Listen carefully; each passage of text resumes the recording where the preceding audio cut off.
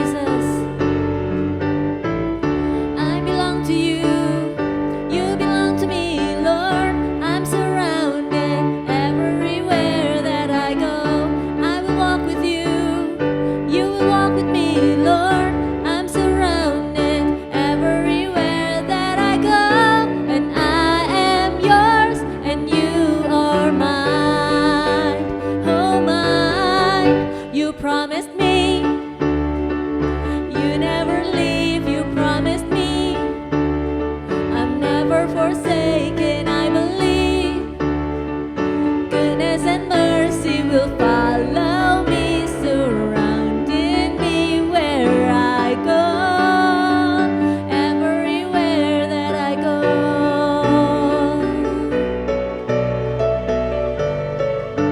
Kami percayakan janji-Mu Tuhan, bahwa Engkau gak akan meninggalkan kami. Kasih-Mu selalu melingkupi kami kemanapun kami pergi.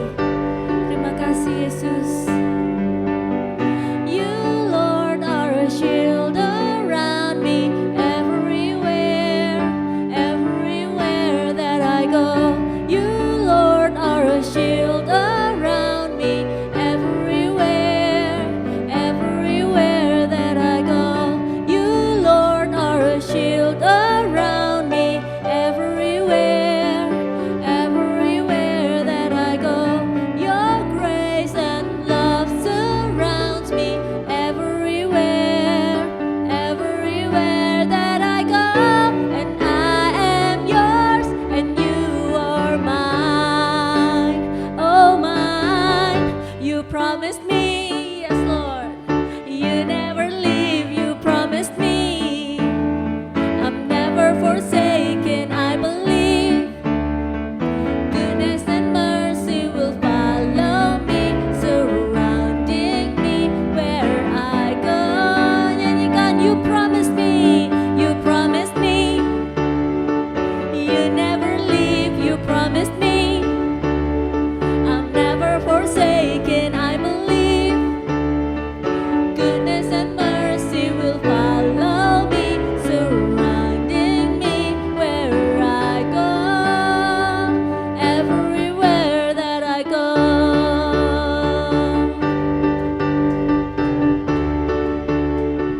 Everywhere that I go. Haleluya. Kasih-Mu gak berkesudahan Tuhan. Engkau setia, selalu bersama dengan kami, selalu menyediakan apa yang kami perlukan. Mari kami mau naikkan pujian, mau naikkan suara kami untuk memberikan pujian lebih lagi buat Engkau Tuhan. Terima kasih Yesus, mari naikkan sama-sama, tak berkesudahan.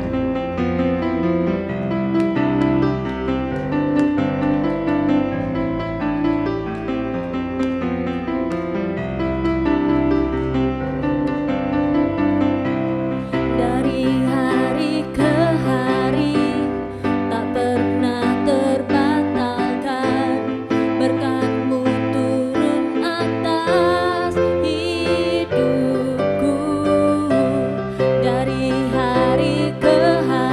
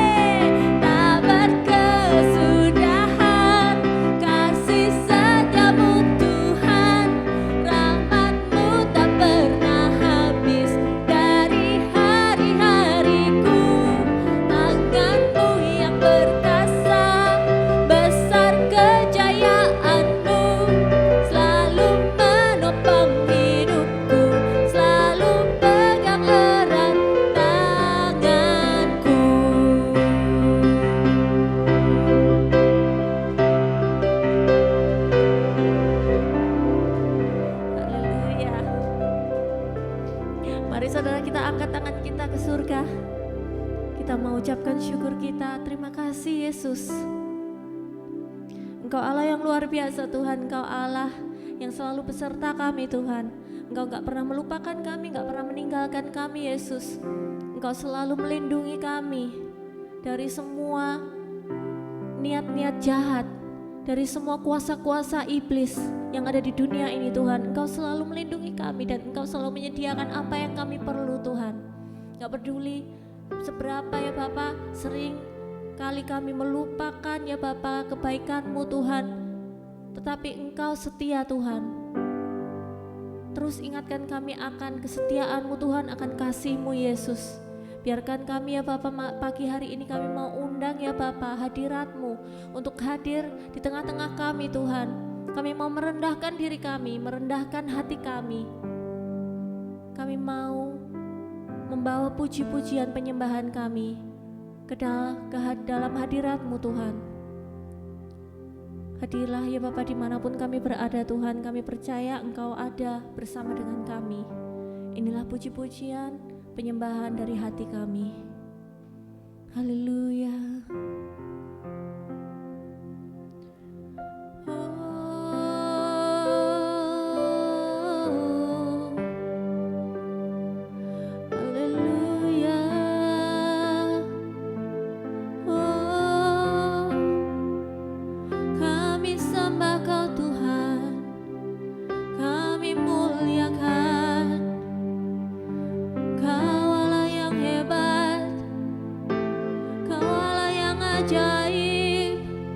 Kuasa-Mu besar dalam hidup kami, kuasa-Mu ajaib melindungi kami. Terima kasih Tuhan, terima kasih Yesus. Ini kami datang padamu.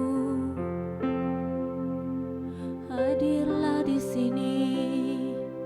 Oh, dengar pujian kami. Oh, kami tanggalkan kesombongan kami. Kami datang padamu, bawa pujian kami. Oh Yesus Tuhan, oh Yesus Tuhan. Haleluya. Hadirlah di sini Tuhan, saat ini Tuhan.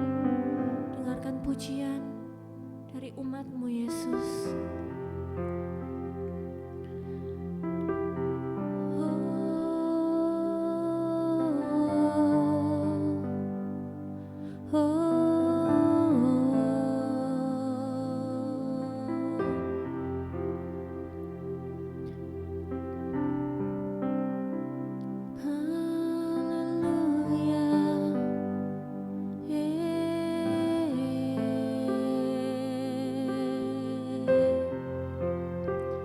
You are here, moving in our midst. I worship you, I worship you. You are here, working in this place. I worship you, I worship you. You are here, moving in our midst. I worship you, I worship you. You are here, working in this place. I worship you, I worship you. Mari deklarasikan, you are waymaker, miracle worker, promise keeper, light in the darkness. My God, that is who you are. You are waymaker, miracle worker, promise keeper, light in the darkness. My God, that is who you are.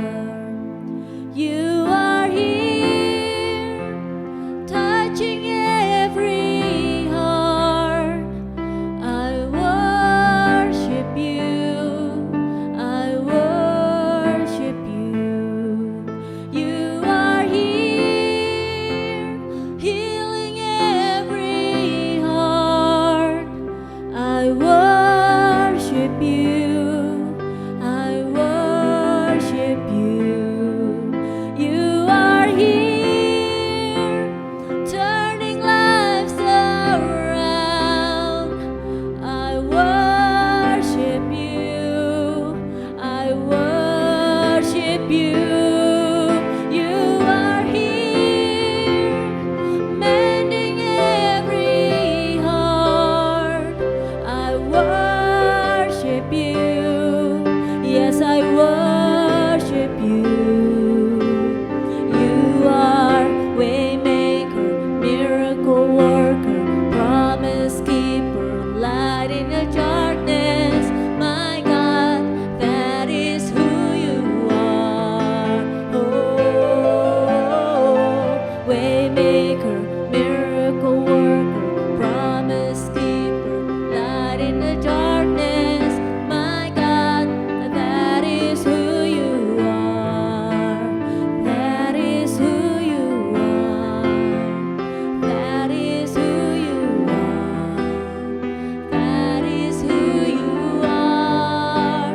That is who you are.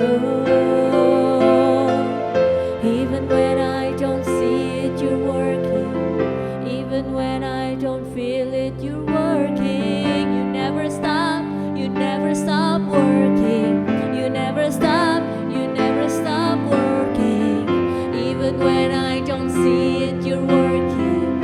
Even when I don't feel it, you're working. You never stop. You never stop working. You never stop. You never stop working. Even when I don't see it, you're working. Even when I don't feel it, you're working. You never stop. You never stop working. You never stop. You never stop working. Even when I don't see it, you're working. Even when I don't feel it, you're working. You never stop. You never stop working. You never stop. You never stop working.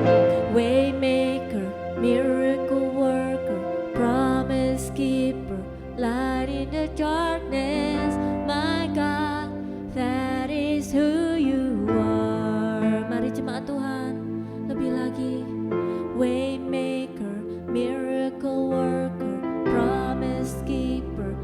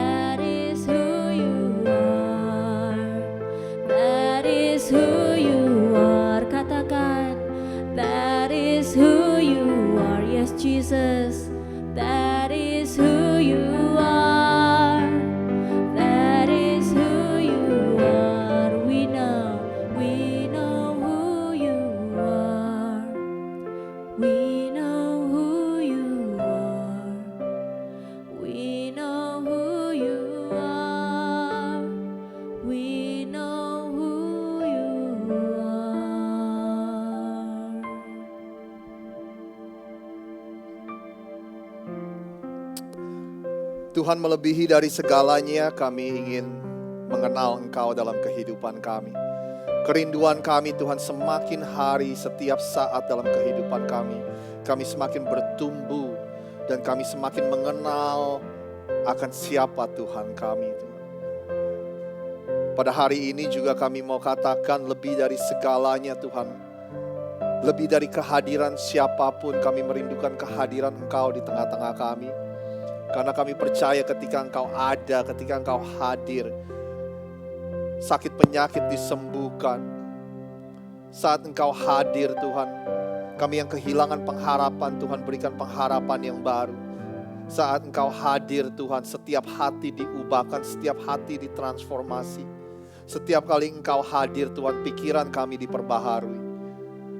Yang hanya kami butuhkan adalah sentuhan dari tangan-Mu yang ajaib dalam kehidupan setiap kami. Kami percaya saat Engkau hadir, pemulihan pun terjadi. Kami bersyukur pagi hari ini kami bisa mendeklarasikan. Kami bisa mendeklarasikan siapa Tuhan kami. Tuhan kami adalah way maker. Engkau adalah pembuat jalan. Di saat kami stuck, di saat kami mentok, saat kami gak mempunyai jalan lain, Tuhan membuat jalan dalam kehidupan kami. Tuhan kami adalah miracle worker. Tuhan kami adalah pembuat mukjizat. Di saat kami membutuhkan mukjizat, bahkan di 1 tahun terakhir ini kami melihat Engkau begitu setia, mukjizat demi mukjizat kami alami, kami saksikan dalam kehidupan kami Tuhan.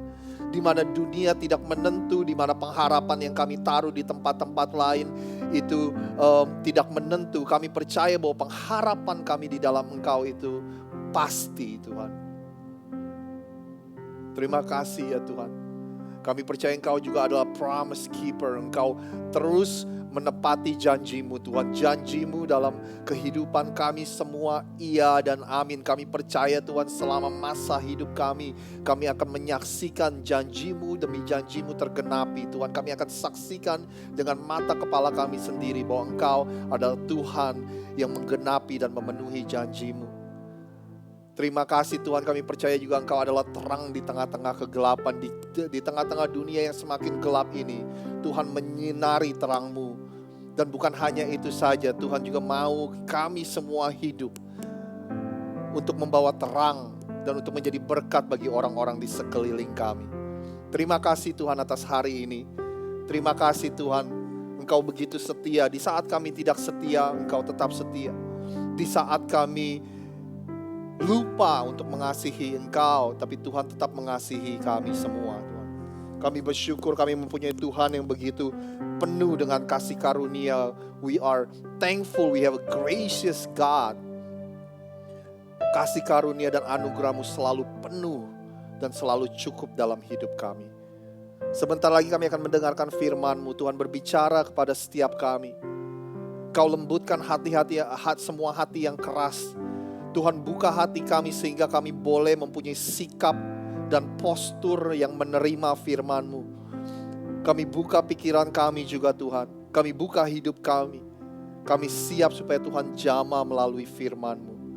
Berbicara kepada setiap kami Tuhan pada hari ini. Dan kami sangat bersyukur sekali atas semua yang telah Engkau perbuat dalam hidup kami. Hanya di dalam satu nama kami telah berdoa, yaitu nama Tuhan kami Yesus Kristus. Sama-sama kita katakan amin. Anda dipersilakan duduk kembali.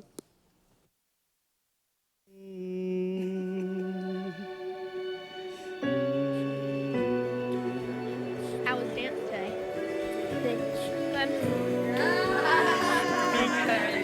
Sunshine, with That'll be your trip. Yeah.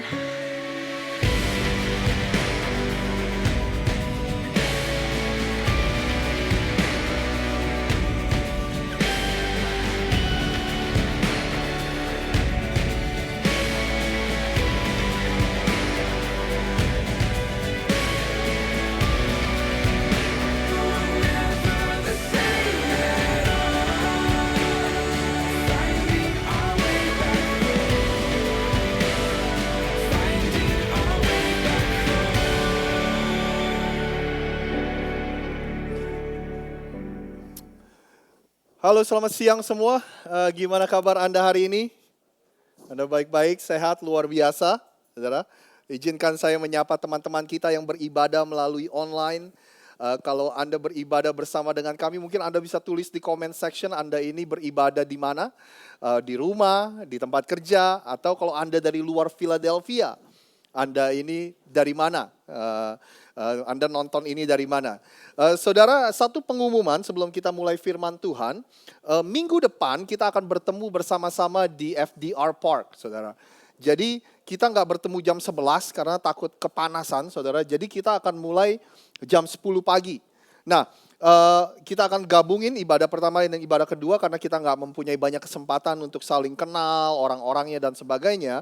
Dan mudah-mudahan ini bisa menjadi waktu fellowship buat kita, saudara. Karena sudah lama kita nggak bertemu. Mungkin juga ada orang-orang yang selama ini mungkin mereka nggak nyaman bertemu di sini atau belum nyaman. Tapi kalau kita bertemu di luar, mereka mau datang. Jadi ini waktu yang sangat tepat.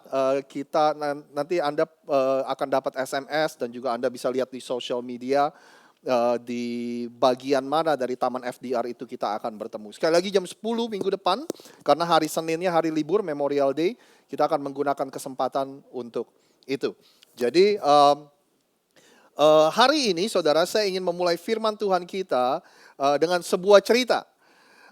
Sekitar beberapa minggu yang lalu, saya, Nana, dan juga anak-anak Melody dan Nolan, kita mempunyai kesempatan untuk pergi berlibur sebentar, cuma 3 hari, saudara, ke Ocean City, Maryland. Lalu, untungnya sekolah masih online, jadi kita tinggal bawa iPad-nya, terus anak-anak sekolah dari kamar hotel.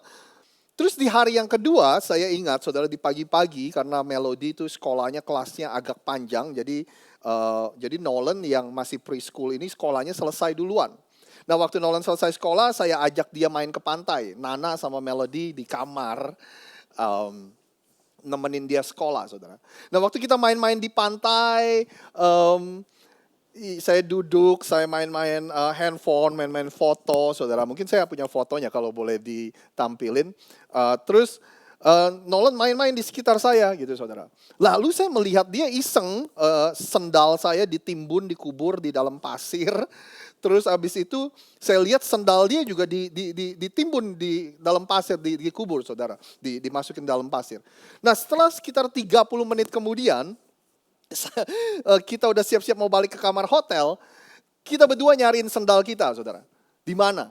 Nah, sendal saya untungnya kan besar dan juga warnanya kan bright orange. Jadi warnanya mentereng. Jadi gampang untuk cari sendal saya, saudara. Nah, sendalnya Nolan itu kan kecil. Jadi membutuhkan kita waktu beberapa saat untuk mencari sendalnya. Akhirnya ketemu, saudara. Tapi ketemu cuma sebelah. Cuma sebelah. Nah mungkin asumsi Anda dan asumsi saya sama ya. Kalau misalnya sebelah sandalnya ada di situ ya paling sebelahnya lagi nggak jauh lah di sekitar situ ya kan. Nah saya udah cari setelah beberapa saat akhirnya udahlah lupain aja udah hilang gitu kan.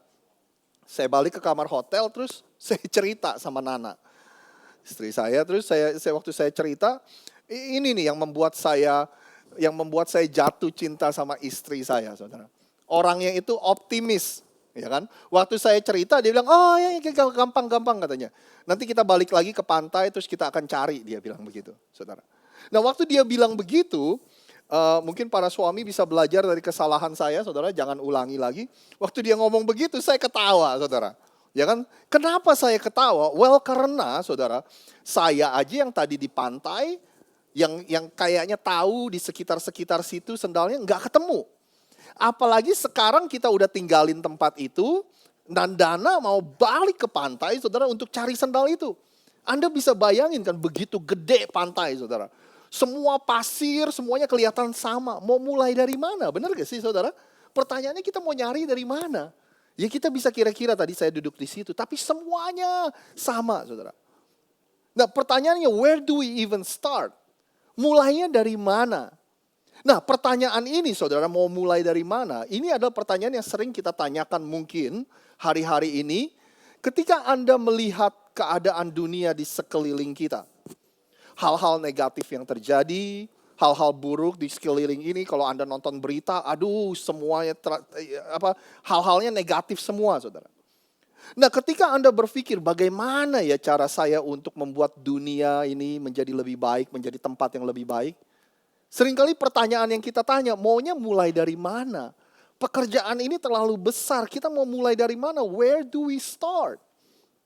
Benar gak sih saudara? Atau mungkin kita-kita nih yang udah punya anak dan punya cucu, mungkin kita berpikir kan, oh kita mau membuat dunia ini menjadi tempat yang lebih baik untuk anak-anak dan cucu saya nanti. Tapi bagaimana, mau mulai dari mana? Where do we start? Nah, untungnya saudara, kita mempunyai jawabannya. Untungnya kita mempunyai jawaban. Dan kita tahu jawabannya. Kalau kita ingin membuat dunia ini menjadi lebih baik, kita mulai dari keluarga. We start with a family. Karena minggu lalu, kalau Anda masih ingat, kita berkata gini saudara, Tuhan mendesain keluarga. Tuhan merancang keluarga sebagai komunitas terkecil, tapi terpenting di dalam masyarakat. Tuhan mendesain atau merancang keluarga, family, as the smallest but the most important unit in the society. Minggu lalu saya tunjukkan kepada Anda gambar ini saudara. Karena keluargalah yang menentukan apa yang terjadi di dunia sekitar kita. Apa yang terjadi di dalam keluarga itu akan menentukan apa yang terjadi di sekeliling kita. Gambar yang saya tunjukkan ini adalah ini saudara. Komunitas terkecil keluarga, lalu berikutnya gereja, lalu berikutnya lingkungan atau neighborhood, atau kota, lalu berikutnya adalah kota, bangsa, dan dunia. Minggu lalu saya bilang gini kan, kalau keluarga itu sehat, maka keluarga yang adalah bagian dari gereja, gereja pun sehat. Kalau gereja sehat, gereja yang adalah bagian dari sebuah lingkungan atau neighborhood, maka neighborhoodnya pun akan sehat, saudara. Demikian selanjutnya Anda bisa menebak, ya kan? Neighborhood yang bagian dari sebuah kota, kotanya pun akan sehat. Demikian kota yang adalah bagian dari sebuah bangsa, maka akan sehat, saudara. Tapi sebaliknya juga benar. If family is a mess, kalau misalnya keluarga itu berantakan, maka keluarga yang adalah bagian dari gereja, maka gerejanya pun akan berantakan. Kalau gereja berantakan, gereja yang adalah bagian dari neighborhood, maka lingkungannya pun akan berantakan. Lalu kotanya pun akan berantakan. So family is the one that setting the tone about what's happening in the world around us. Keluarga adalah sesuatu yang menentukan akan apa yang terjadi di dunia di sekeliling kita. Anda masih bersama saya, saudara? Nah, di bagian yang kedua hari ini, saya ingin mengajak Anda, kalau Anda miss last week, Anda bisa lihat di YouTube channel kita, GBI Rock Philadelphia, dan Anda akan menemukan bagian yang pertama. Di bagian yang kedua ini, saudara, kita lagi ada di serial khotbah yang saya beri judul Win at Home, menang dalam membangun keluarga. Dan di bagian kedua ini, saya ingin mengajak Anda melihat satu pasal, satu perikop dari kitab Mazmur, saudara. Nah, Anda perlu ingat, kitab Mazmur itu adalah kumpulan dari puisi-puisi. It's a collection of poems. Jadi dengan kata lain gaya bahasanya, gaya nulisnya semua dalam bentuk puitis, saudara. Karena ini kumpulan dari puisi-puisi. Nah, ada satu pasal, pasal 127 tepatnya yang akan kita lihat bersama-sama, saudara. Pasal ini sebenarnya saya sering mengutip salah satu ayatnya kalau misalnya disuruh untuk memberkati rumah baru atau ini, saudara. Nah, hari ini kita akan lihat kelima ayat yang ada di pasal 127 ini pendek, saudara. Jadi Anda mungkin perhatikan, saya akan bacakan untuk Anda. Mazmur 127, saya akan bacakan dalam bahasa Indonesia masa kini biar mudah dimengerti, saudara. Anda perhatikan baik-baik. Nyanyian Salomo, artinya yang nulis Salomo, saudara. Dia bilang gini, kalau bukan Tuhan yang membangun rumah, sia-sialah tukang-tukangnya bekerja. Kalau bukan Tuhan yang melindungi kota, sia-sialah para pengawal berjaga. Percuma saja bekerja mencari nafkah, bangun pagi-pagi dan tidur larut malam. Sebab siapa, saudara? Sebab Tuhan menyediakannya bagi mereka yang dikasihinya sementara mereka sedang tidur. Dengan kata lain, orang yang dikasihi Tuhan waktu mereka tidur, berkat Tuhan tercurah. Waktu mereka istirahat, berkat Tuhan tercurah. Ayat yang ketiga dikatakan anak-anak adalah pemberian Allah. Sesungguhnya mereka itu, anak-anak itu adalah anugerah. Anak-anak laki-laki, anak-anak lelaki yang diperoleh di masa muda seperti anak panah di tangan kesatria atau di tangan pahlawan. Lalu ayat yang terakhir, berbahagialah orang yang mempunyai persediaan panah-panah yang demikian. Ia tidak akan dikalahkan waktu menghadapi musuh di pengadilan. Nah, di sini jadi Raja Salomo mencoba memberikan kita gambaran, kalau tebakan saya saudara, dia sedang memberikan gambaran kepada kita tentang rumah, a home, a family, sebuah keluarga. Dan dia coba mengingatkan kepada kita saudara, kalau kita ingin membangun keluarga kita, membangun rumah kita, maka sia-sialah usaha pembangunnya. Kita kan yang mencoba untuk membangun keluarga kita, melindungi, memimpin keluarga kita. Sia-sialah usaha kita kalau bukan Tuhan yang membangunnya. Dengan kata lain, kalau bukan Tuhan yang ikut campur dalam urusan kita membangun rumah tangga atau membangun keluarga, maka usaha kita kemungkinan bisa sia-sia. Dia juga bilang soal melindungi keluarga. Kita kan semua sebagai anggota keluarga, kita mencoba untuk melindungi keluarga kita. Nah, usaha kita melindungi keluarga bisa menjadi sia-sia kalau Tuhan nggak campur tangan.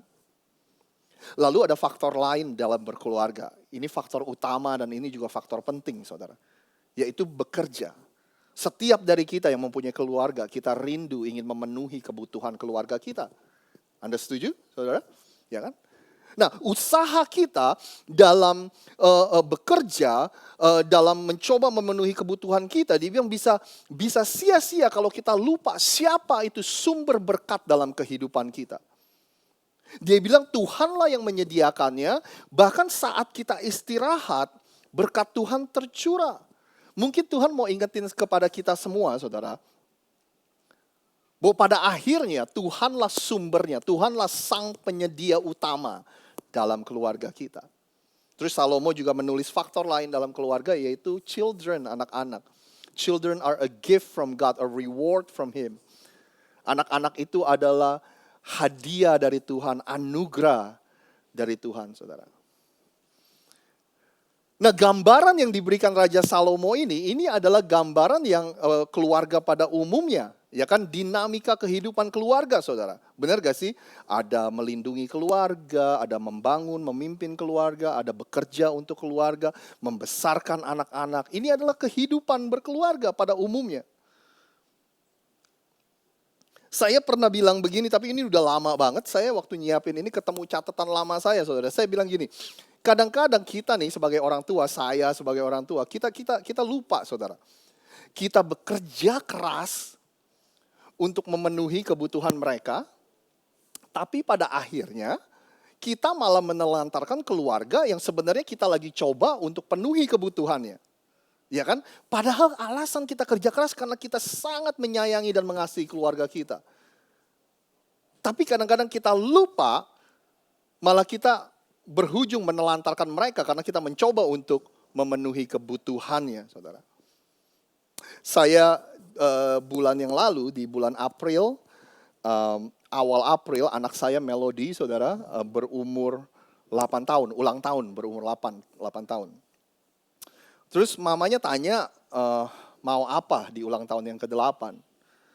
Terus dia bilang, saya mau pergi makan sama sepupu saya. Jadi cicinya Nana itu kan punya anak-anak yang sepantaran anak saya Melody, yang umurannya mirip-mirip gitulah.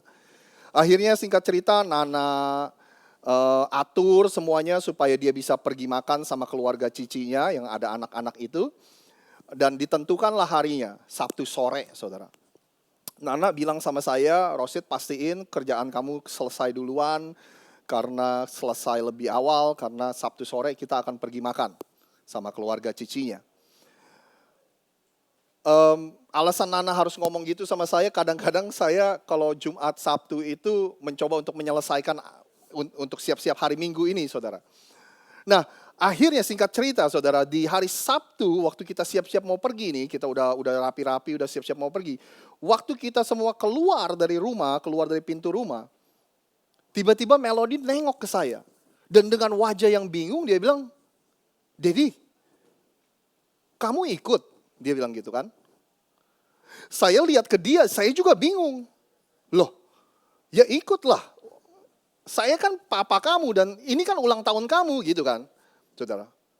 Terus dia dengan ringannya dia bilang gini, oh oke. Saya pikir kamu nggak ikut karena kamu selalu sibuk, dia bilang gitu. Coba kalau Anda jadi saya, saudara. Kira-kira sedih gak Anda dengar itu? Di mana anak saya sendiri punya asumsi saking sibuknya papanya, dia udah gak terlalu berharap bahwa papanya bisa ikut ke ulang tahunnya. Dia gak terlalu punya banyak ekspektasi bahwa papanya bisa ikut, saudara. Makanya dalam seri khotbah ini kalau saya cerita yang baik-baik tentang keluarga saya, sebelum Anda bilang, wow luar biasa ya, Anda ingat ke cerita ini, saudara. Karena sebagai orang tua, kebanyakan dari kita, saudara, termasuk saya dan termasuk kita semua, kita sering membuat banyak kesalahan. I messed up a lot, I make a lot of mistake. Jadi sekali lagi kehidupan dinamika berkeluarga, membangun keluarga, bekerja untuk mencukupi keluarga, membangun hubungan, membesarkan anak, saudara. Ini merupakan tantangan yang cukup sulit. Makanya kalau Anda lihat benang merahnya apa yang ditulis oleh Salomo di Mazmur 127 itu, dari ayat ke ayat, apa sih benang merahnya, saudara? Tuhan. Ya kan? Berulang kali dia menyebut Tuhan, Tuhan, Tuhan. Kenapa? Karena Tuhan adalah fondasi dalam kehidupan berkeluarga, saudara. Tuhan adalah fondasi. God is central in the life of a family. Berulang kali kita diingetin sama Salomo tadi, kalau bukan Tuhan yang membangun keluarga kita, usaha kita bisa sia-sia. Kalau bukan Tuhan yang melindungi, kalau bukan Tuhan yang menyediakan kebutuhan kita. Anak-anak adalah hadiah dari Tuhan. Kita diingetin semua Tuhan itu mempunyai peran di dalam keluarga kita. Bahkan perannya itu sangat central. Perannya itu sangat penting, saudara, dalam kehidupan berkeluarga. Hari ini, saudara, yang saya mau Anda ingat semua adalah satu ide ini. Tapi ide ini juga nggak terlalu dalam. Mungkin saya dikenal sebagai pendeta yang kurang dalam katanya kalau ngajar, saudara. But it's okay. Ada satu ide yang saya ingin tunjukkan kepada Anda. Saya berdoa supaya Anda ingat ide ini, saudara. The most important part in building a family, it's our relationship with God. Bagian yang terpenting dalam membangun keluarga kita adalah hubungan setiap anggota keluarga kita dengan Tuhan, saudara. Itu bagian yang terpenting, saudara. Saya mau tanya sama Anda, termasuk saya juga, saudara. Kalau misalnya kita sebagai orang tua ya, kira-kira apa sih hal yang terpenting yang Anda bisa berikan untuk anak-anak Anda? Kalau misalnya anak-anak Anda duduk di sini, saya tanya sama mereka, yang diingetin berulang-ulang, yang diomongin berulang-ulang di dalam hidup kalian sama orang tua kamu, kira-kira apa sih? Pendidikan yang tinggi, saudara? Oh, itu penting karena anak saya juga saya akan usahakan sebisa mungkin untuk sekolah yang tinggi, saudara. Apalagi, saudara? Punya karir yang baik, punya uang yang cukup, punya tabungan yang cukup, bisa punya rumah, saudara. Ya kan? Jangan salah mengerti, semuanya itu penting. Saya nggak bilang nggak penting, anak-anak saya pun saya akan usahakan supaya mereka mempunyai semua itu. Tapi hal yang terpenting yang kita bisa berikan kepada anak-anak kita adalah membantu mereka dalam hubungan mereka bersama dengan Tuhan. Membantu mereka untuk mengenal siapa itu Tuhan, saudara. Itu adalah bagian yang paling penting. 2 minggu lagi kita akan bicara, karena kan minggu depan kita ke park, 2 minggu lagi kita akan bicara langkah-langkah praktisnya. Bagaimana sih kita bisa memperkenalkan Tuhan kepada anak-anak kita. Kata kuncinya itu kan membantu, saudara. Seperti waktu anak-anak Anda ini belajar naik sepeda, Anda bantuin. Mereka belajar untuk mengatur keuangan, Anda bantuin. Demikian juga ketika kita mencoba untuk supaya mereka mengenal Tuhan, kita juga sebagai orang tua harus bantuin, saudara.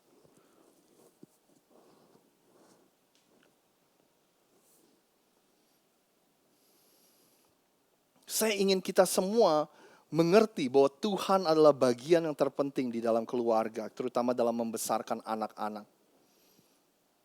Saya ingin mengajak Anda melihat dari sudut pandang ini, mudah-mudahan ini akan memberikan Anda perspektif yang baru, sudut pandang yang baru. Dan saya memikirkan ini cukup menarik juga kalau kita melihatnya dari sudut pandang ini. Kita di gereja biasa kan kita diingatkan, kalau kita ini berarti, kita ini berharga, kita ini bernilai. Benar gak sih saudara? Ya kan? Kita selalu diingatkan itu. Tapi ada sisi lain dari kehidupan yang mungkin Anda juga harus diingatkan. Alkitab pun membicarakannya saudara. Pernah gak Anda menerima kenyataan betapa tidak signifikannya hidup ini? Pernah gak Anda menerima kenyataan bahwa hidup kita ini terkadang kelihatannya seperti nggak ada artinya, saudara? Terutama dalam gambaran atau konteks sejarah. Ya kan, kita lahir, kita hidup, kita mati, terus kita terlupakan gitu aja. Pernah gak sih Anda mikir? Waktu Anda baca sejarah, sejarah itu berjalan dengan cepat. Dari periode tahun ini, pindah ke periode tahun ini, pindah ke periode tahun ini. Waktu Anda baca Alkitab, seringkali Anda baca Alkitab tentang daftar nama-nama keluarga, saudara. Oh, Adam hidup selama sekian tahun, lalu dia mati. Adam punya anak, namanya ini. Dia hidup setelah sekian tahun, lalu dia mati. Si ini punya anak, namanya ini. Dia hidup sekian tahun, dia mati. Kadang-kadang hidup tuh seperti kayak nggak ada artinya. Benar gak sih, saudara? Kayak cepet banget gitu.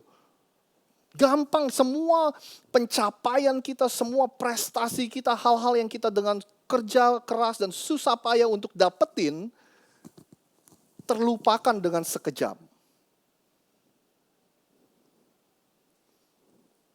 Pernah gak, bahkan Alkitab pun mengingatkan kita, hidup kita itu seperti kayak embun ya. Bentaran ada, sebentar udah gak ada. Hidup kita ini kayak rumput, dia tumbuh pagi-pagi, besok udah mati, saudara. Coba saya tanya sama Anda ya. Kita coba tanya.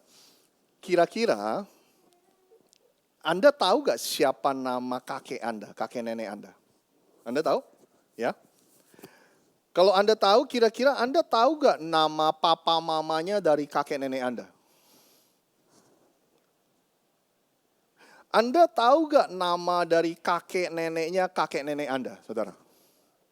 Kalau misalnya Anda tahu, kira-kira Anda tahu gak gimana kehidupannya? Hidupnya seperti apa?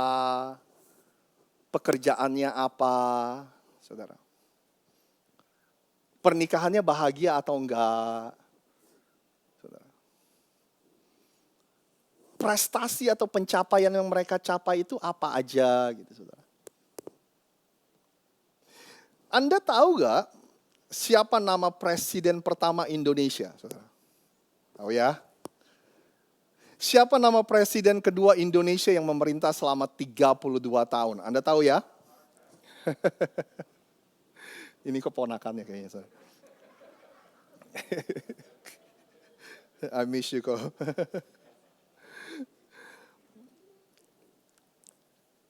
Anda tahu gak Presiden Soeharto punya berapa wakil presiden? Ada 6, saudara. Itu pun saya Google. Dari ke-6 itu Anda ingat gak beberapa nama? Misalnya Anda ingat namanya, Anda tahu gak prestasi yang dia capai sebagai wakil presiden? Kalau enggak usah lama-lama deh. Di awal tahun 2000-an Indonesia punya presiden wanita pertama di Indonesia. Dalam sejarah Indonesia. Presiden Megawati Soekarno Putri. Anda ingat gak wakil presidennya siapa, saudara? Kalau Anda tahu siapa nama wakil presiden itu, Anda tahu gak pencapaiannya, kebijakan yang dia bikin, kebijakan peraturan yang dia keluarin, Anda tahu gak saudara? Nah, inilah bukti betapa mudahnya terlupakan kehidupan kita, pencapaian prestasi kita saudara. Jangankan kita, wakil presiden aja kita gak inget. Makanya Raja Salomo, saudara, penulis dari Mazmur 127 tadi, memberikan kita perspektif yang sangat menarik, sudut pandang untuk memandang kehidupan yang sangat menarik. Saya ingin tunjukkan sama Anda.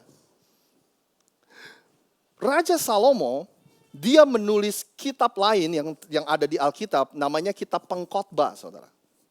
Nah, Anda perlu ingat, Raja Salomo ini disebut di Alkitab bahwa dia adalah salah satu orang yang paling berhikmat yang pernah hidup. Dia adalah salah satu orang terkaya yang pernah hidup di dalam sejarah dunia. Dan selain itu dia juga seorang raja, artinya dia punya kedudukan, dia punya kekuasaan. Kalau dipikir-pikir saudara, bukankah semua hal ini yang coba kita capai dalam kehidupan? Benar gak sih? Kekayaan, posisi, kedudukan, kekuasaan, pengetahuan, knowledge, saudara. Nah, Raja Salomo ini, bahkan ketika kita mendidik anak-anak kita, bukankah kita mencoba untuk memfokuskan mereka ke arah-arah seperti itu, saudara? Nah, di buku kitab Pengkhotbah ini, jadi kitab Pengkhotbah ini ditulis Raja Salomo pada waktu dia sudah tua, di masa tua dia. Jadi dia coba sedang melakukan observasi kehidupan, dia lagi merenungkan tentang kehidupan. Kehidupan secara umumnya juga kehidupan diri dia sendiri. Dia lagi coba renungkan. Akhirnya dia coba tulis dan ditulis di kitab Pengkhotbah ini, saudara. Tapi anehnya, satu kata yang terus muncul dari satu pasal ke pasal lain di kitab Pengkhotbah ini adalah satu kata ini, meaningless. Everything is meaningless. Sia-sia, semuanya sia-sia. Dia tulis lagi ke pasal yang kedua, dia bilang lagi semuanya sia-sia. Semuanya sia-sia, saudara. Nah, saya pikir akan cukup menarik kalau saya coba memberikan Anda beberapa contoh apa yang dia tulis. Anda perhatikan baik-baik. Di Pengkhotbah 1 ayat 9 dan 10 dia bilang gini, apa yang pernah ada akan ada lagi. Apa yang pernah dibuat akan dibuat lagi. Tak ada sesuatu yang baru di bawah matahari. There's nothing new under the sun. Adakah sesuatu yang dapat dikatakan, lihatlah, ini baru. Tetapi itu sudah ada dulu. Next verse. There you go. Adakah sesuatu yang dapat dikatakan, lihatlah, ini baru. Tetapi itu sudah ada dulu. Lama sebelum kita ada. Ini adalah masuk kategori dalam ini, saudara. Kadang-kadang kita tertarik dengan penemuan ya. Mungkin scientific discovery. Kita tertarik dengan penemuan-penemuan, oh kita menemukan sesuatu yang baru, oh kita menemukan sesuatu yang baru. Raja Salomo bilang, there's nothing new under this. Enggak ada yang baru di dunia ini, semuanya udah pernah ada katanya. Lalu kategori berikutnya, Raja Salomo bilang gini, semakin banyak hikmat kita, semakin banyak pula kecemasan kita. Semakin banyak pengetahuan kita, semakin banyak pula kesusahan kita. Kadang kita yang kita kejar-kejar adalah pengetahuan. Tapi Raja Salomo bilang, semakin banyak pengetahuan kok saya semakin susah ya. Lalu kategori lain dia tulis, saudara. Aku memutuskan untuk menyenangkan diri saja untuk mengetahui apa kebahagiaan. Tetapi ternyata itu pun sia-sia. Terdorong oleh keinginanku untuk menjadi arif, aku bertekad untuk bersenang-senang dengan minum anggur dan berpesta pora. Kusangka itulah cara yang terbaik bagi manusia untuk menikmati hidupnya yang pendek di bumi ini. Dia bilang, kalau gitu saya coba gini deh, saya coba pesta pora, saya coba menikmati dunia sampai pol-polan, sampai nggak ada limitnya, nggak ada batasnya. Terus dia mikir, setelah saya coba semua itu, kok masih nggak memberikan kepuasan ya? Lalu kategori berikutnya dia bilang gini, karya-karya besar telah aku laksanakan, prestasi-prestasi, pencapaian-pencapaian besar telah aku capai, dia bilang gitu. Bahkan aku membangun rumah-rumah bagiku. Ku buat taman-taman dan kebun-kebun yang kutanami dengan pohon anggur dan segala macam buah-buahan. Pencapaian udah, prestasi udah. Rumah impian yang saya ingin bangun sudah saya bangun. Bahkan di dalam rumah itu ada berbagai macam pohon, tanaman, dan buah-buahan. Pokoknya semua udah. Tapi tetap aja ini gak memberikan kepuasan. Kenapa ya? Raja Salomo bilang. Oke, saya coba yang lain. Kukumpulkan perak dan emas hasil upeti dari raja-raja di negeri-negeri jajahanku. Dia bilang biduan dan biduanita menyenangkan hatiku dengan nyanyian-nyanyian mereka. Kumiliki juga selir-selir sebanyak yang kuinginkan. Perak, emas, kekayaan, aku punya, dia bilang gitu. Kalau itu belum cukup, entertainment saya punya. Hiburan saya punya. Saudara, orang-orang Indonesia kalau nonton konser kadang-kadang sampai artis itu dikejar-kejar ke Singapura, dibela-belain ke Singapura, ke Australia untuk nonton konser, saudara. Untuk beli tiket nonton konser. Raja Salomo bilang, artis itu saya bawa ke rumah, suruh konser di rumah saya. Biduan dan biduanita menyenangkan hatiku dengan nyanyian-nyanyian mereka. Penyanyi itu saya suruh konser di rumah saya. Saking banyak uangnya, saudara. Kalau itu belum cukup, dia bilang, kumiliki juga selir-selir sebanyak yang kuinginkan. Mistress, concubines, wanita-wanita sebanyak-banyaknya. Makanya dalam terjemahan bahasa Inggris dikatakan ini, I had everything a man could desire. Semua yang seorang pria itu mau, manusia itu mau. Saya udah pernah punya, saya udah pernah lakukan, saya udah pernah cobain semuanya. Tapi kenapa ya? Gak memberikan kepuasan. Dia bilang gitu, saudara. Mungkin kalau gitu saya coba dah, ini yang terakhir deh. Ayat 14, dia bilang gini, lihat saja apa yang terjadi di dunia. Ada orang saleh yang dihukum bagai pendurhaka. Ada penjahat yang diganjar sebagai orang saleh. Itu pun sia-sia. Raja Salomo bilang, oke lah kalau gitu jadi saya pengen jadi orang baik aja dah. Tapi jadi orang baik pun sia-sia kata Raja Salomo. Kenapa? Karena saya seringkali lihat orang baik malah diperlakukan dengan tidak baik. Sedangkan orang jahat diperlakukan dengan baik. Aduh, semuanya sia-sia, dia bilang gitu. Nah, kalau Anda lihat daftar-daftar tadi, saudara, dalam bentuk konteks keluarga, saya simpulkan dengan bahasa masa kini, saudara, di slide berikutnya, kalau boleh tampilkan. Bukankah seringkali ini yang kita kejar, bahkan dalam kita membesarkan anak-anak kita, bukankah ini, saudara, yang tadi Salomo katakan, kita pingin dia punya karir yang hebat, pendidikan yang tinggi, kebahagiaan, harta benda, rumah, dan sebagainya, uang, bahkan jadi orang yang baik, saudara. Terkadang bukankah ini yang kita arahkan supaya anak kita fokus, saudara. Tapi dengan minjem kata-kata Salomo tadi, dia bilang, all of these are meaningless, semuanya sia-sia. Untungnya, bukan cuma itu aja yang Raja Salomo tulis. Waktu dia menutup kitab pengkhotbah ini, di pasal yang terakhir, Raja Salomo mengatakan ini. Dia menulis di ayat yang pertama di pasal yang terakhir. Ingatlah akan penciptamu pada masa mudamu. Ingatlah akan penciptamu pada masa mudamu. Artinya kalau kita adalah orang-orang muda, ingatlah Tuhan dari masa muda kita. Artinya kalau kita orang tua, pastikan anak-anak kita ingat siapa penciptanya. Ingat tahu siapa Tuhan dari masa muda mereka. Saudara.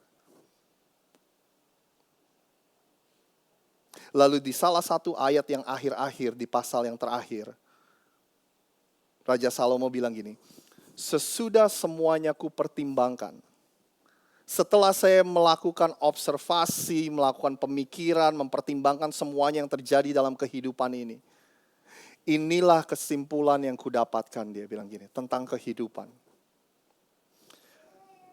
Takutlah kepada Allah dan taatilah segala perintahnya, sebab hanya untuk itulah manusia diciptakannya. Saudara.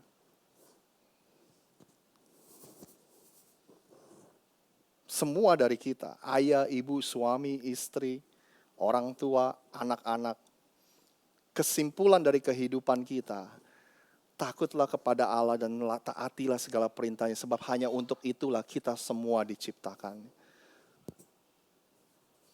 Inilah our purpose, inilah tujuan hidup kita, saudara.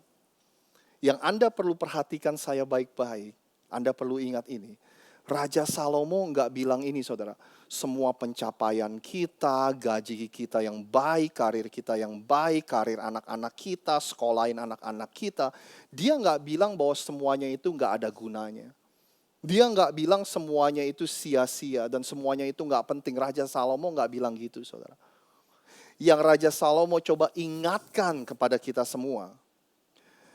Apart from God, terpisah dari Tuhan, kalau kita keluarin Tuhan dalam kehidupan kita, maka pencapaian kita, pendidikan kita, kekayaan kita, semuanya menjadi sia-sia. Tapi bersama dengan Tuhan, karir kita pun ada tujuan dan ada artinya, ada maksudnya, saudara, ada purpose-nya. Pendidikan kita ada purpose-nya bersama dengan Tuhan. Bahkan rumah yang baik, kekayaan yang kita punya, semua mempunyai tujuan, semuanya jadi berarti kalau ada Tuhan dalam kehidupan kita. Tapi apart from God, terpisah dari Tuhan, semuanya itu jadi kehilangan, have no meaning. Jadi seharusnya, sebagai penutup, saya cuma mau ingatkan, seharusnya ini nggak membuat kita jadi patah semangat, saudara. Justru seharusnya ini membuat kita menjadi tambah semangat karena kita sekarang jadi tahu, oh, yang terpenting itu apa. Jadi kita bisa jadi fokus dengan apa yang terpenting, saudara. Ketika kita membesarkan anak-anak kita tahu yang terpenting yang harus kita lakukan adalah menuntun mereka supaya mereka mengenal Tuhan. Membantu mengarahkan mereka supaya mempunyai hubungan dengan Tuhan. Kita harus membantu mereka supaya Tuhan itu jadi fondasi dalam kehidupannya. Karena sekali lagi, saudara, buat apa kita semua sudah bekerja keras, kita sudah belain mati-matian supaya anak kita ini berhasil dapat pendidikan yang tinggi, punya karir bagus, punya uang yang banyak, punya tabungan yang banyak, saudara. Tapi buat apa kita udah capek-capek ngajarin semuanya itu, kita lupa yang terpenting itu apa, saudara. Kita lupa bahwa hubungan Tuhan justrulah yang memberikan purpose dan tujuan atas semua yang mereka capai. Makanya Yesus menyimpulkannya dengan sangat sederhana dan dengan sangat tepat sasaran. Yesus bilang gini, apa gunanya seorang memperoleh seluruh dunia, tapi kehilangan nyawanya? Buat apa orang gain the whole world, but he lose his life? Kita punya semuanya di dunia, tapi kita kehilangan kehidupan kita, saudara. Jadi saya cuma mau berkata gini. Kalau Anda adalah anak-anak muda, dan hari ini Anda adalah bagian dari sebuah gereja, saudara. Kalau anak-anak Anda ada menjadi bagian dari sebuah gereja, saya sangat bersyukur sekali karena mereka ingat akan penciptanya di masa muda mereka. Karena Anda dan saya sebagai orang tua kita mengarahkan mereka supaya mereka ingat akan penciptanya di masa muda mereka, saudara.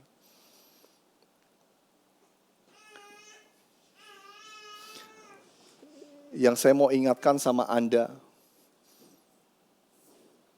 saya yakin ada orang-orang yang butuh mendengar ini, saudara. Kalau Anda adalah orang tua, dan Anda udah mulai hitung-hitung untuk masa depan anak-anak kita, dan Anda merasa gagal karena Anda berkata, wah, kayaknya saya nggak akan bisa ninggalin warisan yang banyak untuk anak-anak saya. Saya nggak punya warisan apa-apa untuk ditinggalin anak-anak saya. Mungkin Anda merasa gagal sebagai orang tua karena Anda nggak mampu melakukan itu. Atau mungkin ada orang tua yang merasa gagal. Kenapa? Karena saya nggak mampu untuk membayar anak saya untuk masuk ke kuliah yang terbaik. Karena mahal. Dan Anda merasa gagal. Aduh, kenapa ya saya nggak bisa melakukan itu untuk anak saya. Atau mungkin ada dari kita yang sedih karena kita nggak bisa menyediakan rumah yang bagus, tempat tinggal yang bagus di mana anak-anak kita bertumbuh, saudara.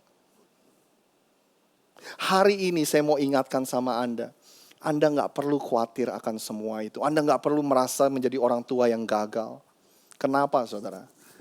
Karena the greatest gift, hadiah yang terbesar yang Anda bisa berikan kepada anak-anak Anda atau generasi berikutnya adalah membantu mereka untuk mengenal Tuhan.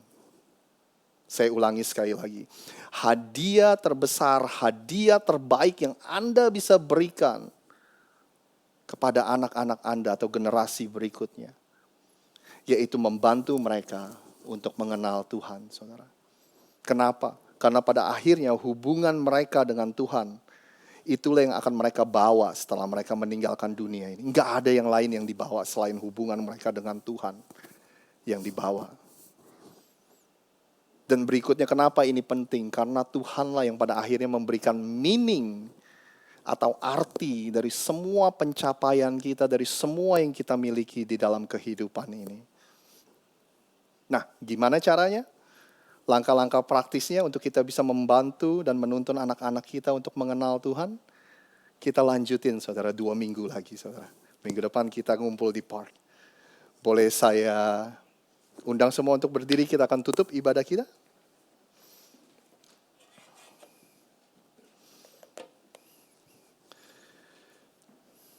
Tuhan, kami mengucap syukur pada hari ini kami diingatkan, Tuhan, akan apa yang terpenting dalam kehidupan ini. Kami diingatkan, Tuhan, bahwa kehidupan kami mempunyai meaning dan mempunyai arti karena ada Tuhan. Terpisah dari Tuhan, apart from God, our life have no meaning. Kehidupan kami gak ada artinya. Demikian juga ini yang harus kami ingat sebagai orang tua. Ketika kami membesarkan anak-anak kami, seringkali kami terfokus dengan hal-hal yang lain dan kami lupa akan hal yang terpenting.